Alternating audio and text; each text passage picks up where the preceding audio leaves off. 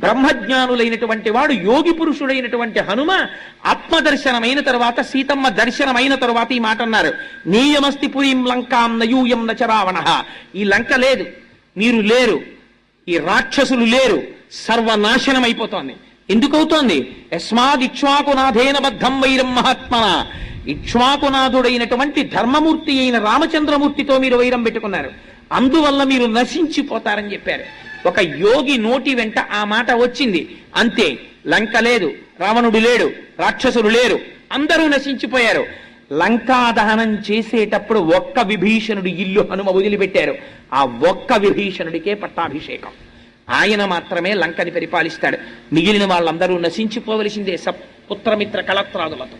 అందుకని ఆయన బ్రహ్మజ్ఞాని, బ్రహ్మము, మహావీరుడు. ఏకకాలమునందు బలము ఉంటుంది, కానీ ఎవరి జోలికి